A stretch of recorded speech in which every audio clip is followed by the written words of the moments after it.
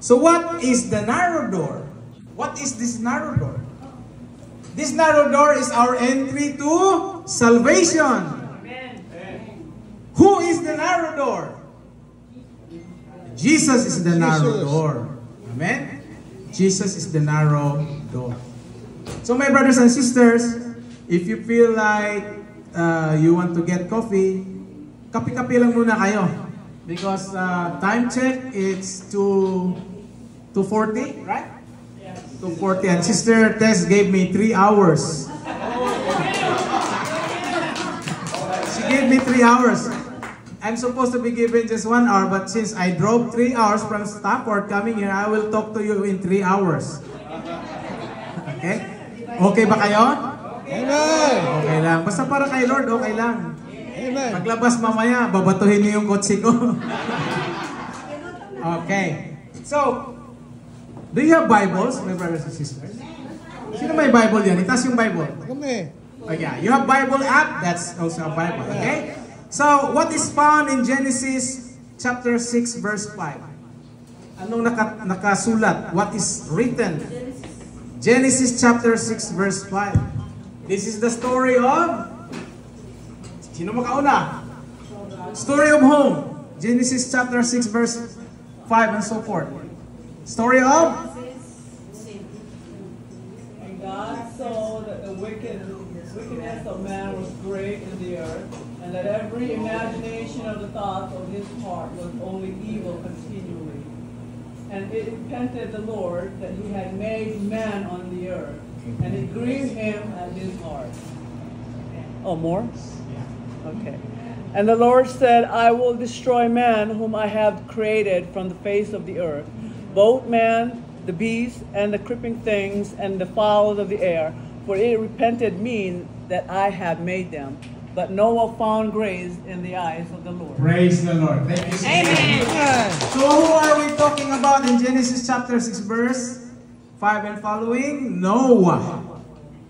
Noah found favor in the eyes of the Lord. Why? Because of his faith. Because of his faith that when the Lord told him, oh, by the way, the Lord saw how wicked the world was, right? Wickedness existed very seriously. Napakatindi na ang kasamaan. And then the Lord was not pleased. The Lord was not happy. So the Lord planned to destroy all of His creation except those who will enter the ark, which Noah will build. So when Noah was building the ark, he told the people about God's plan, but they did not believe him. So, the faith that Noah had made the Lord, give the Lord some favor to Noah. So, who were being saved? The animals that came to the ark in twos, right? Male and female. And all of the sons of Noah and their wives, and Noah and his wife. So, how many people were saved during the flood? 8 people. Okay? Noah and his family got saved. All the others wiped out and rejected. Do you want to be wiped out? No. No. You want to be saved. Amen. Palakpakan natin si Lord. Amen. So in our gospel today, Jesus invites us to enter to the door of salvation and into His kingdom of everlasting peace and eternal life. The Lord Jesus talks about how this door allows us entry into His kingdom. Okay? Are you familiar with doors? Yeah. Amen. Like this one is a door. Right? Is that one a door? No, that's a window. yung magnanakaw, saan dumaan? Door. No, sa bintana. Nagkamali si pare. Hindi yun magnanakaw pag dumaan sa door. May kakutsaba lang yun, pare. Kasaba. Okay. Okay, let's say, if this door is open wide, I can easily go in and out, right? If this door is very narrow, I might not be able to go in and out. I have to work out and shed some weight so that I will be fit. I will fit going in and out of that door. That is what Jesus is saying about that door. So, ang pag-usapan natin ngayon for 3 hours, alas 6 tayo. The door of salvation. Sabi niyo, the door of parang hindi maintindihan yung sinabi niyo. Gutom ba kayo? Sabi niyo, the door of salvation. Amen.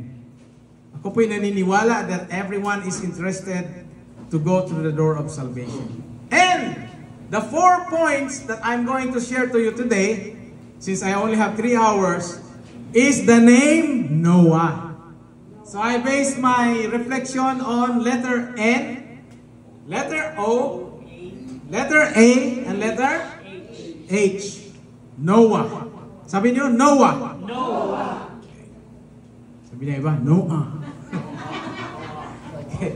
First, okay, what should the first letter N stand for about the door of salvation?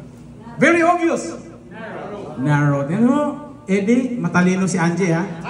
Angie is able to answer that.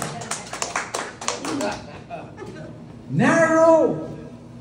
Number 1 point about the door of salvation. The door is open but narrow. The door to salvation is open, bukas, but it is narrow. Not everybody will fit. Physically, if we talk about the physical door, siyempre yung mga overweight, mahirap lumabas. Pero pag yung mga slim, makakalabas. Okay? The door is open but narrow. Matthew 7, verses 13 to 14. Okay, sino mag-volunteer magbasa? Matthew 7, verses 13 to 14. Audience participation, 3 hours ba naman ako? Oh, yung mga Bibles niyo. Okay, sister. Matthew 7, verses 13 to 14. Enter ye in the straight gate, for wide is the gate, and broad is the way that leadeth to destruction, and many there be which go in therein. Because straight is the gate, and narrow is the way which lead unto life, and few there be that find it. Amen. So what is the road to destruction? It is wide. Madali lang magpakasama-sama, ibig sabihin. Madali lang magpakasama-sama at mapunta ka na sa impyerno. But it is hard to be good. Right? It's hard to be good. Nakangiti ka nga, pero may galit ka pala sa likod. Okay? So, small is the gate, or narrow is the road that leads to life, to eternal life. And only a few find it. So, somebody asked Jesus, are there many will be saved? Diba? Sabi niya, ang tanong niya, are there a few or many? Did Jesus answer him? The numbers, like few or many? No. But Jesus instead instructed the man, to strive to enter the narrow door. Okay, example of narrow door, yung hirap ka. Who has been to El Nido, Palawan? I know, Sister Peli, napunta ito. El Nido, Palawan. There's a good area in El Nido when you swim at it's not really a beach, but you will be dropped off like somehow with the boat, and you will be swimming in the water where there's the clear, very clear water. But there's islands, and there's high like mountainous like rocky islands. Well, we were there. They have a so-called secret lagoon. Narinig niyo yun? Secret lagoon because it's very secret. You don't know. It's just a big piece of rock or a mountain, but behind it, inside it, there is water. A lagoon. But the entry is very small. If you want to go to that place, that's like inside. The only entry is like this big, and you have to crawl.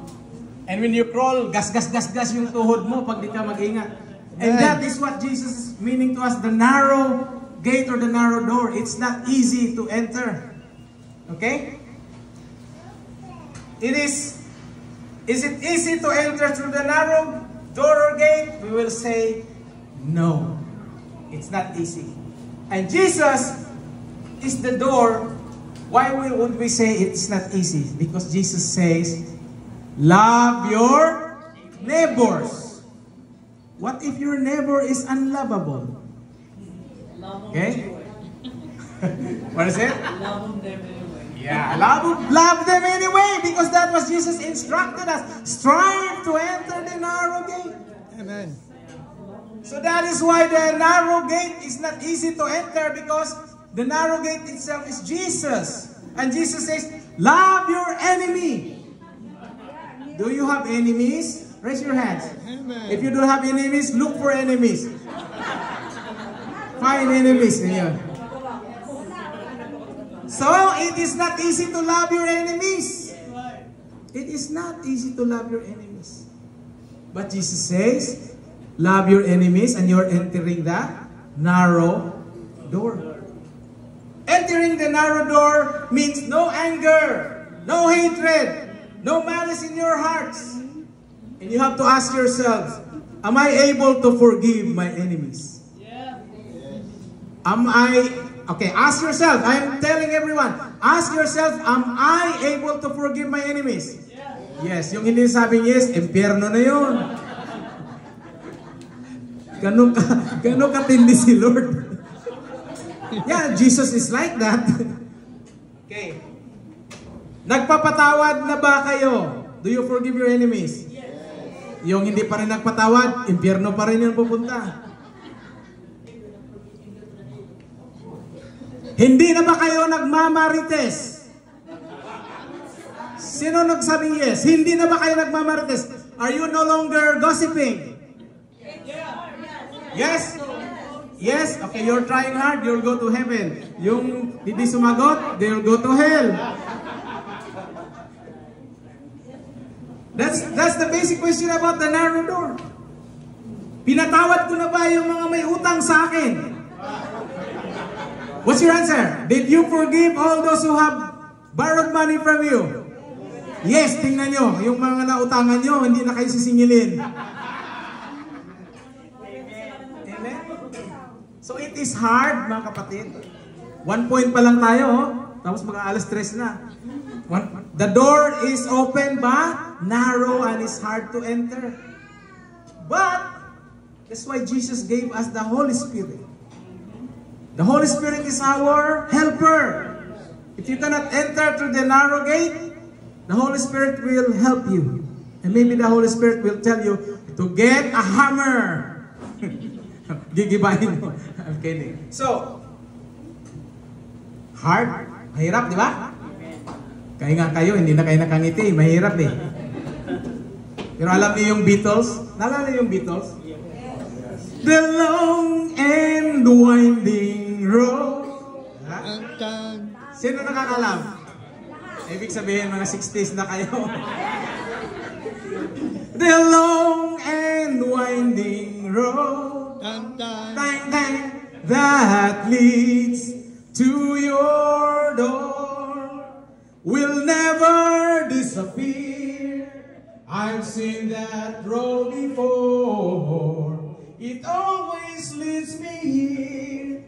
Lead me to your door. So what does it mean? Beatles ito, but this is a meaning on our topic. That leads to your door. Who is leading us to the door of salvation is God's Spirit. It will never disappear. The Holy Spirit always knocks at the door of your hearts. Amen. Hindi nagsasawa ang Holy Spirit. Kakakatok, magbago ka na, magbayad ka na. Amen? Dapat kasunod pa. The wild and windy night. Tang, tang. The wild and windy night. That the rain was the way. Tang, tang. Has left a pool of tears. Tang, tang. Crying for the day. Why leave me standing here? Let me know the way. You ask Jesus to know to tell you where's the way. Where's the way? Dating doon, dating daan. Okay. Many times I've been alone, and many times I've cried. Anyway, you never know the many ways I've tried, and still they lead me back to the long, winding road. You left me standing here a long, long time ago. Don't leave me waiting here. Lead me to your door. Wala bang palakpak? Hirap na hirap ako.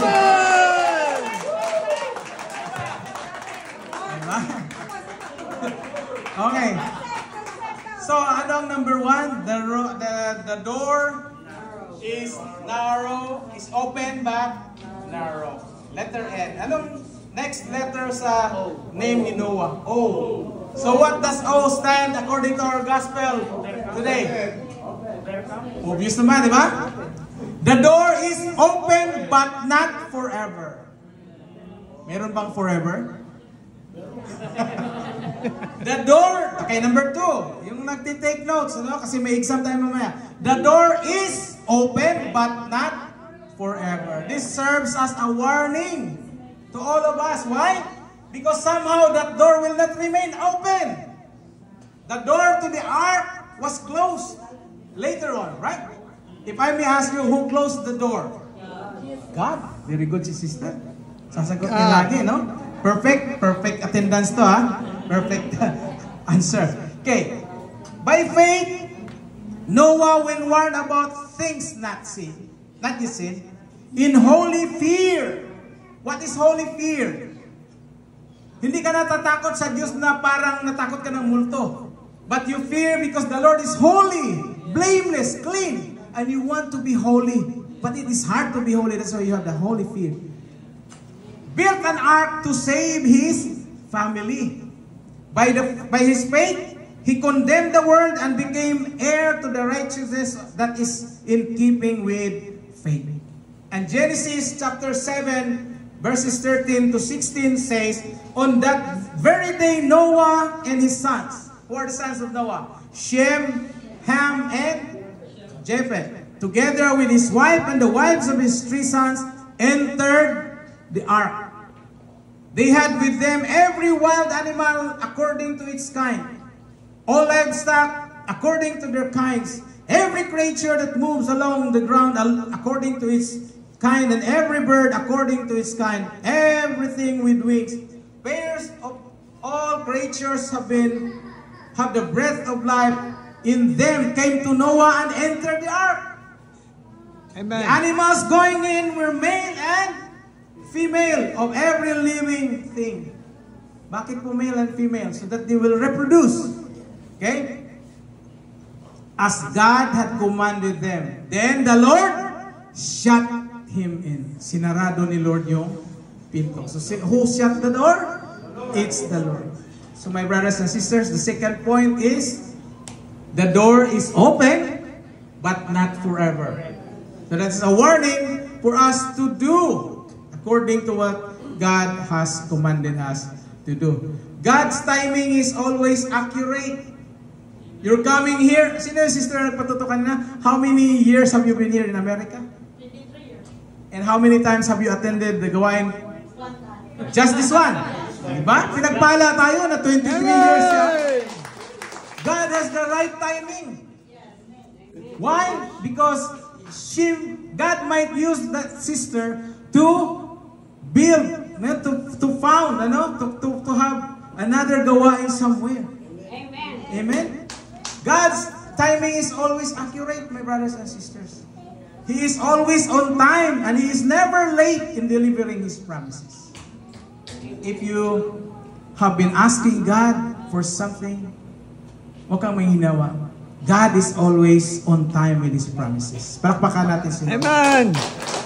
So, number 1, ano sa number 1? Narrow. Number 2, open but not forever. So, anong number 3? Letter?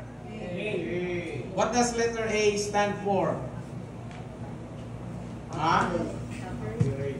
Accurate? Yeah.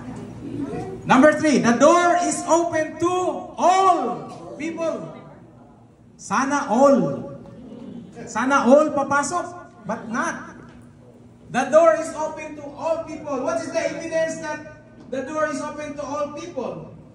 Jews and Gentiles alike are invited by God. Amen? God's invitation is open to the Jew and Gentiles. Sino yung Jew? The chosen people of God. Gentiles, we who do not belong to them. Pantay-pantay na lang. Ang pagpunta natin sa langit, wala ng Jew, wala ng Gentile. Amen? So, the door is open to all. Binuksan na ni Lord para sa lahat. In fact, many Gentiles enter the kingdom of God. On verse 29 of our reading today, and people will come from the east and from the west and from the north and from the south and will recline at the table in the kingdom of God. What does it mean to recline at the table? Pag nag-recline ka, sarap kain, busog ka na. Hindi ka na maka-straight kasi lumaki na yung tiyan mo. Kaya sasabihin mo sa waiter, give me more drinks. Diba? People will recline at the table. For behold, some are last, who will be first, and some are first, who will be last. Do you understand that? Buti pa kayo, ako hindi ko naiintindihan.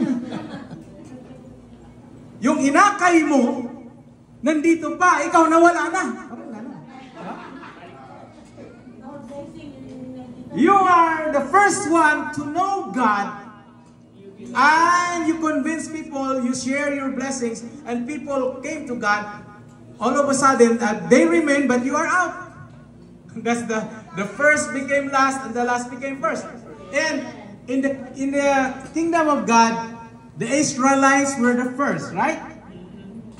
They were the first chosen people, but they became probably last because they rejected the Messiah. And the Gentiles came in earlier than them. Mas nauna pa, nakapasok. Yung inakay, nanatili. Yung nag-akay, nawawalay. Amen? Okay, so, is God happy when a person is going somewhere, trying to go away from God? No. God always has open arms to accept people back. Amen. So, ano na yung 3 points natin about the door of salvation? The door is open but narrow. That's why it's hard to enter. Second, the door is open but not forever. Why? God is after of the present. God is not really after of your past. What is important to God is at present you